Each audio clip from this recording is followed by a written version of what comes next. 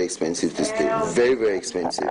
So normally they come and they go to the north, Para, Salvador, because that place is a little bit cheaper to stay. But really, everything is expensive. Everything, bars, everything, food and all this stuff. So the rent alone is a whole lot, because you pay like 400 Ghana for a month. Light bill, water bill, everything is out. And well, Ghana's image is under real test. The country is making world headlines for the wrong reasons. Flying $3.5 million to Brazil was not the only humiliation that the country has faced recently. Now, over 100 Ghanaians who went to Brazil to watch the World Cup say they are running away from religious conflict. The Ministry of Foreign Affairs says they do not believe that there is any reason to support a request for asylum. Is Brazil that rosy and perfect that Ghanaians would want to run to? It is very expensive to stay. Very, very expensive. So normally they come and they go to the north, Para, Salvador, because that place is a little bit cheaper to stay. But really, everything is expensive. Everything, bars, everything, food and all this stuff. So the rent alone is a whole lot, because you pay like 400 Ghana for a month. Light bill, water bill, everything is out.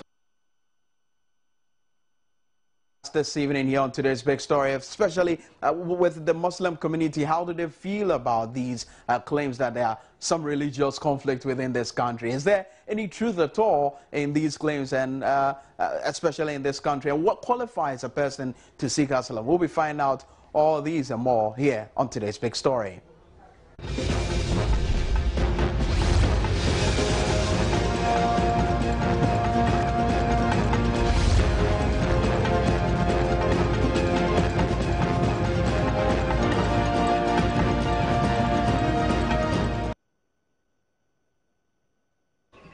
My name is Prince Mika and welcome to the program. Well, this particular issue has gotten the attention of the world, and let's check out how the various headlines are like as far as the international media is concerned.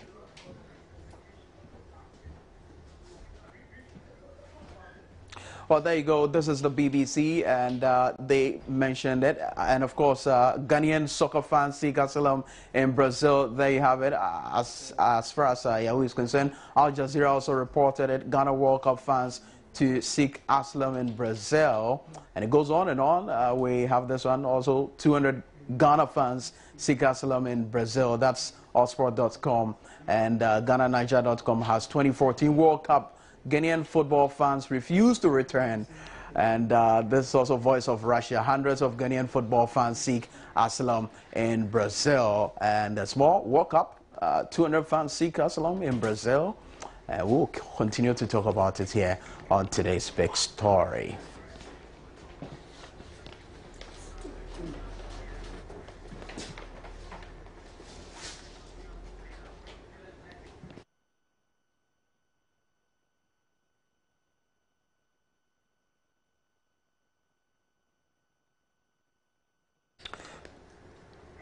Well, new developments are coming in. I'll let you know more about that. But the Sports Ministry has actually asked the Foreign Affairs Ministry to investigate these claims. And here's the Sports Minister, Mahama Yarega.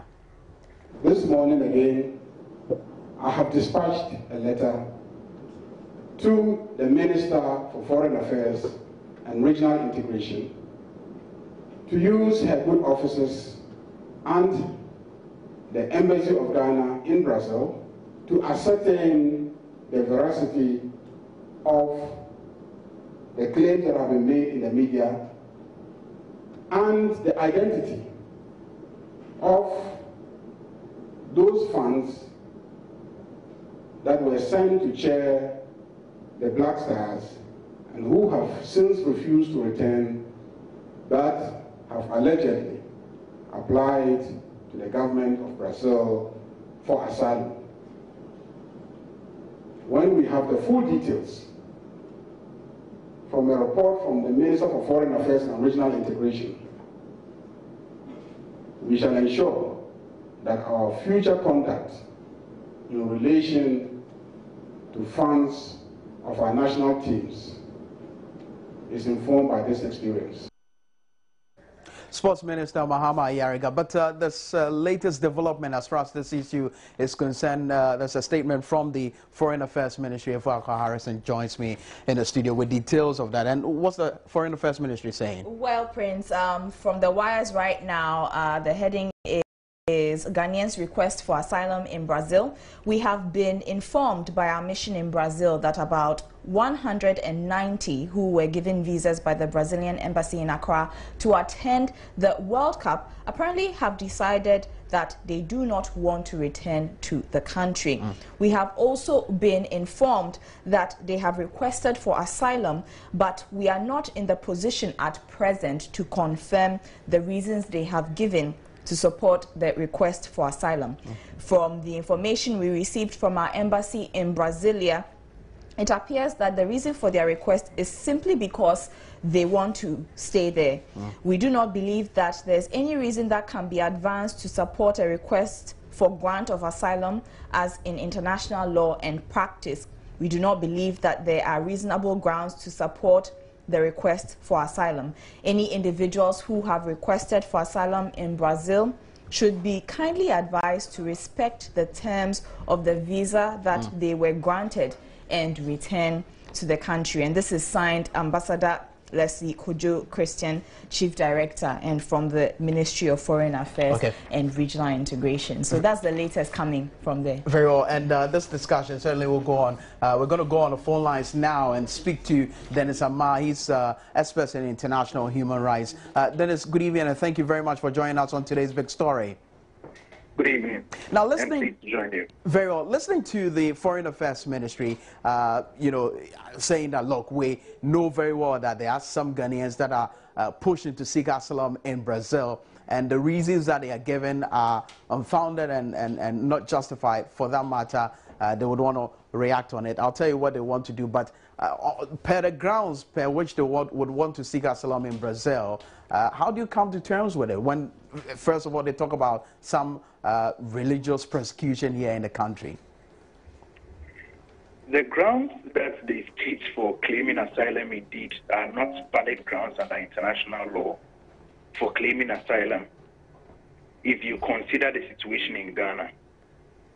Persecution or religious persecution is a ground, but there has to be a well-founded fear of such persecution, or the persecution must exist as a matter of fact. And we all know that in this country, that is not a problem that exists. It appears that there are compatriots out there thought they could mislead the world because there's been a lot of international news items on religious persecution in the Central African Republic. And we often mock foreigners, especially from the Americas, for thinking that Africa is one continent. So perhaps they thought they could get away with it with the Brazilian authorities by stating that there is religious conflicts in this country or some form of religious persecution against them. But the grounds would not sustain their claim for asylum because it's very easy to verify that no such conditions exist in this country for asylum. The only conditions which could exist are economic ones, and that's not a valid basis for claiming asylum in a country. And what about the government's reaction to it? First of all, we're hearing that they would want to conduct an investigation into this particular matter. We're also hearing that government would want to push for a situation where these asylum seekers will be deported. Now, do you think that that's a major step to take?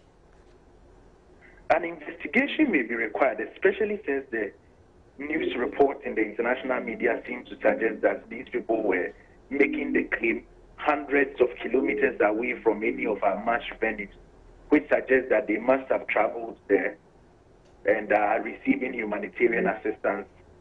And it's unlikely that people who are genuinely stranded would be able to travel that far. And we should not forget also that there could be Ghanaians residents for some time illegally in Brazil, or there could be Ghanaians who traveled on their own. But definitely, the government should be reviewing, in addition to the steps that it intends to take, the policy of sending supporters across the ocean to distant lands to support our country, people who naturally would not have the capacity to do so. because there is a serious risk that this may happen. And from what we've heard so far, it is something which has been happening on a lower scale with previous sports events. And so the government would have to, otherwise it risks being seen as complicit in exporting Ghanaians into other countries who would then make bogus claims for asylum. So the government, in addition to the steps that it's taking, needs to take these steps. But the tone of taking drastic action against such citizens because they have put the country to shame, yes, that is very true. We are all ashamed of what has happened. But the citizens themselves would definitely be ashamed to make such a claim. And the problem is that we have a serious problem with migration here, which is partly from a perception that it's far greener outside than it is, and also from a reality that indeed economic conditions in this country, especially for the youth, are not the best, and that the youth, by and large, do not view this country as a place of opportunity, even the most educated of our youth. And sadly, you have Ghanaians dying in the desert every year, in the silence of the desert, because they have not made any claim for asylum in any of those territories there to warrant the international media attention that this story is receiving. We really don't care so far as they die quietly and do not disturb our pride. But then we get usually embarrassed when it's in the international media. The reality is that this country and its government must work with the agency of a country that should be embarrassed about conditions for the youth and about economic conditions in the country generally. But that agency does not seem to exist. Right. I was just going to say that. How do you reconcile this major step that you want government to take with government stance now that, look, the grounds per which they are seeking asylum in Brazil is wrong? They are talking about some religious persecution. How do you link that to the major step government needs to take in reviving the economy to get people to stay in the country? But we all know very well that this country, from the 70s onward, has had a steady stream of migration from this country, sometimes very talented people, sometimes just manual labor being exported outside. And we all know that the reasons for this are largely economic reasons, because when it comes to peace and stability, this country is blessed with that. But unfortunately, we've not been able to capitalize on that for the economy. This country is a model to some extent when it comes to religious tolerance. And therefore, a claim like that, the government is right to put in information in the international media to the effect that there are no such conditions in the country. But ahead, in addition to that, the government needs to pay serious attention to migration issues, both in terms of education and also working on the economy to provide better opportunities for the youth in this country. And so it brings me to the question, is there anything like economic asylum, and would that be a better grounds for these Ghanaians who are claiming that they would want to stay in Brazil to get asylum at all? That would have been a more genuine ground, but it is not a ground which exists in international law. Otherwise, many people would make that claim. It's not a ground which exists in international law, and therefore such a ground would fail if it's made. And the people probably know that. And so they, instead of making a ground that can be verified from the textbook, you make a ground that would require verification on the ground itself, which would actually cost more. Or you could get away with it if there's no thorough investigation of your claim. But an economic ground as a ground for seeking asylum in a country is not a valid ground under international law. And we should bear in mind that economic conditions in a country can be viewed subjectively.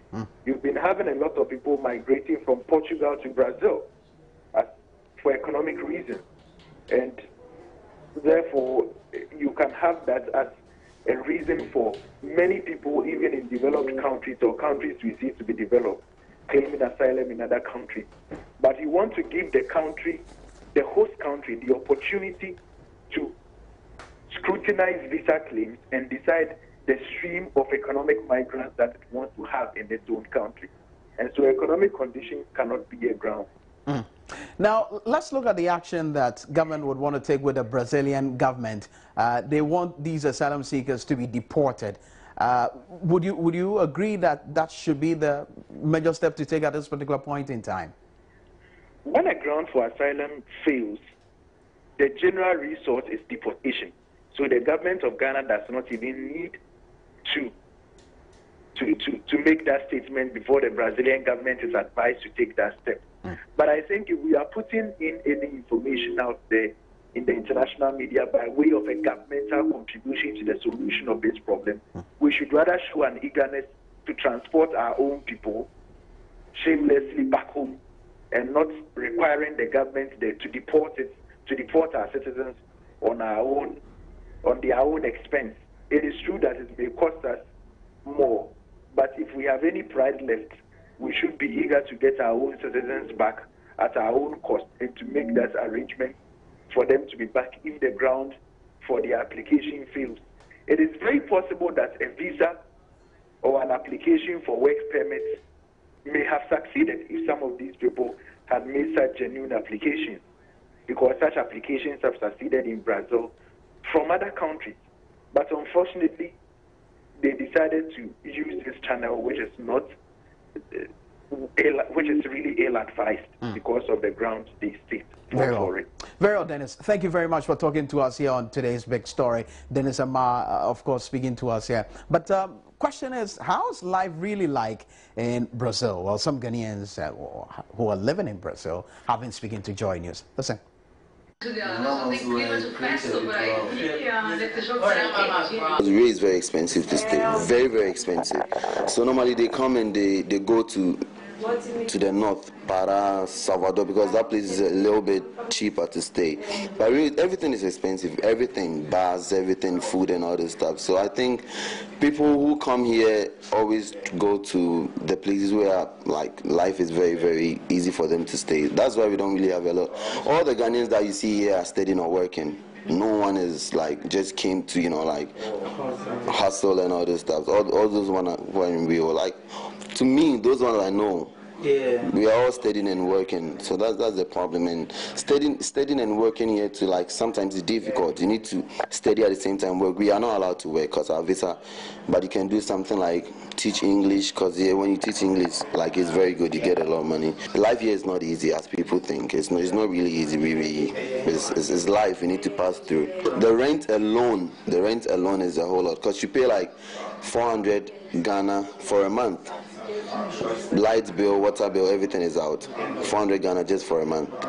And before you pay for things, it's not really easy. So, like, we know we are here to Well, the claims about religious persecution has been widely kicked against, not only by government, but also by the Muslim community here in Ghana. Surely you'll be hearing from Sheikh Ayub Ofosuhene. He's a Muslim cleric, and you get to hear exactly what their stance are on this. He's already in the studio. But let's go on the phone lines now and speak to international relations expert Dr. Vladimir Nkwidanso. Doc, thank you very much for joining us on today's big story. You're very welcome. Very welcome. Now, we're hearing from government that they're going to work hand in hand with the Brazilian government and see to the deportation of these asylum seekers in Brazil. Is that a right step to take? Well, it's very all right. I mean, government has that right. They went on the understanding that they were going there as guests of the Brazilian government. They were going there because of the fiesta, football fiesta. And that's what is relating us, them and the Brazilian government. And so if they abuse that, then the Brazilian government and the Ghana government have a right to ask for their deportation. Now, beyond the deportation, let's look at the grounds by which they are seeking asylum in Brazil. They're talking about religious persecution here. And the kind of reactions it is getting, especially from the Muslim community, they feel it is not right. Are there some international implications that we should be wary of at this particular moment? Certainly, yes. If they are smearing the country, and I've always been the first person to deplore such a situation when people go around smearing the country for their own personal gain. I mean, if you're talking about the Ghanaian economy, the Ghanaian cuisine, or anything about it, and you go from your personal level to say, I don't like it, that's different. But to go and say that the country is unstable and a fear of this thing, whatever it is, stay in Brazil. That's untoward.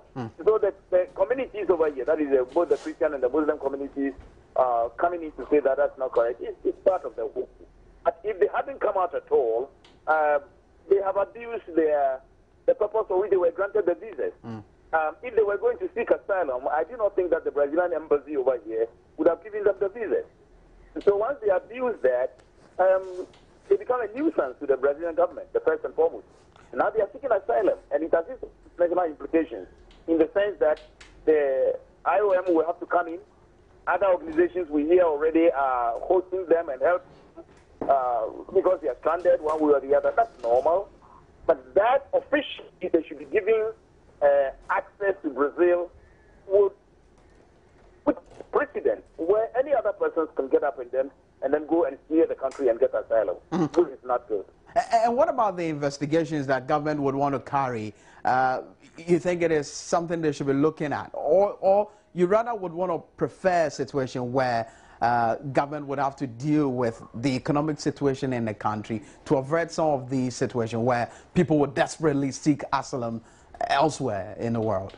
Well, that is far-fetched. There are places like Syria, Afghanistan, and whatnot, where people can live and say, we are leaving because of the situation.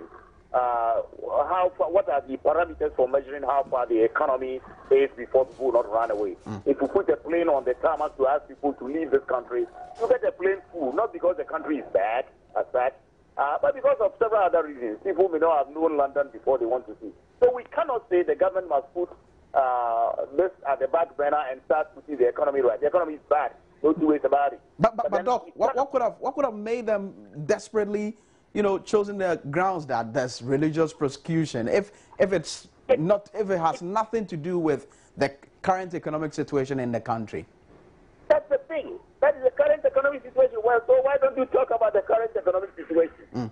The religious aspect is the easiest tool to use. Now that terrorism is everywhere, any Nigerian who is from the northern part of Nigeria who goes to London or comes to Ghana and say, I don't want to go to Nigeria anymore. I tell you, the International Organization for Migration, UNHCR, and all of them will come in to say yes until the situation stabilizes in that area. Don't let these people go back. But we know the situation in Ghana. We've not seen any religious persecution here in Ghana. So why would that be an easy grounds per which to push for asylum in Brazil? So they are lying. If the economy is a problem, why would you lie? That's what I'm talking about. And the parameters for measuring whatever economy is bad and that kind of thing, it's a natural thing when people migrate from one place when an economy is bad to another place. But then you cannot go and say that it's a religious thing, which you think will sell better. But what they have done is an eye-opener to all of us. What kind of people did we sponsor? Remember, that is why I'm rather annoyed. Your money, my money was used in sponsoring them with political coloration. And that is the problem. What kind of people did we sponsor? And for what purpose? So whatever will befall them, if they are a nuisance, one thing I know is this, that if they are visas expire, then they are a nuisance to the Brazilian government, and they will fish them out and send them out. Finally, how swift can this deportation be, if that's the way to go? If that is the way to go, it's very easy. Unless the country is, excuse me to say, hopeless in such a way that they do not know who comes in, who goes out, and that they do not know where these people are staying and that kind of thing. If they set the police on them and they set the security on them, they'll get them all out. All right. Very well. And again, when they are brought back, I think the government will have to take some steps where the laws are concerned on these issues. Okay. Thank you very much, Dr. Vladimir Nkri-Danso, for speaking to us. Dr. Vladimir Nkri-Danso, an international relations person. Let me bring in Sheikh Ofosuhene at this particular moment. And I reckon you must be feeling bad about the grounds for which they are seeking asylum. Exactly. There's no doubt about that, because we know Ghana, we have peace, and we live with one another. We have religious tolerance completely, and everybody admires, even travelers, those that come here, when they come in, they see that no, Ghana is a very peaceful nation. So why should they do that? That is the problem. Why? They like others are saying, they could have said that, well, we are fed up in our country. We want to stay here. If that will allow them, then they leave. But why should you pray for evil? We are all, even the whole world is against what is happening in Nigeria. Is that not the so-called Boko Haram? Is that not? Everybody is feels bad about that. So, are you saying this because you're looking at your image here in Ghana and how it's been muddied around the world, across the length and breadth of the world, per this particular development? I believe every Ghanaian should be worried of that. Every Ghanaian, because there's nothing of that sort. And they are saying that this is happening in Ghana, right? We have peace. This can cause a lot to Ghana, is that not it? Even economically, you can think about, even if people want to travel here, they may be afraid, because they are not here. They want to come for any purpose. So why should they go out there to see that there's something of the light? I believe that they have to screen and ask them a lot of questions. Are they true Ghanaians? Though we are told they are Ghanaians, but what we know in this country is even some people from outside can go and they claim they are Ghanaians. They even go out with Ghanaian passport and what have you. So I believe this and a duty ban on the government. They should come out and scrutinize and know why that. And those that said that, they normal, that's our thinking. I don't believe that they should have said that at all. Ghana, we don't have anything of the sort. Ghanaians don't fight on that. Religion, we live, one a Christian, one a Muslim, even a traditionalist, and we live together in peace. Okay, let me get personal with you on this. How did you feel personally when you heard of this particular story? Yeah. What was your initial reaction? Yeah, I thought that, I felt bad because, and I said, this is another concussion against Islam. You see, we are fighting against this. Even the media, sometimes when it comes, even a Zongo person does something, and they will say that they will attach Islam to that. If one Muhammad or Ayub or anything, even if he's not a practicing Muslim, because of the name, people will tag the person, the tag will be there, a Muslim youth, a Muslim dad. And the Islamic religion are not called for that. So we are in shock. Some of us have been doubting, why should they say that? And so do you see this as a major setback for the Muslim community here in Ghana? Well, I believe... In terms of building on your image and dealing with that perception that Islam can be violent. Exactly. We debunk that because we know that Islam calls for peace. Islam... You have, but with this particular story, does it, take you back? Well, we have to, because we think that it's not everyone who is even listening to the news that you are broadcasting now. I'm talking about outside. People are watching though, we know. But is it everybody? Even in Ghana here, is everybody? So somebody may hear somewhere and say that, oh, wow, they said that that confusion that is in Nigeria is even reaching Ghana. How would that person feel? So we have to be worried about it. Everybody, every good person, even a Christian in Ghana should think about that. What are they saying? Would that not even spark something? Should an innocent person... But don't you also see it as a signal for you to also conduct your own investigation and know if there's any form of religious persecution at all? We don't believe so. There's nothing of the sort in Ghana here. And I believe if there is, some would have been...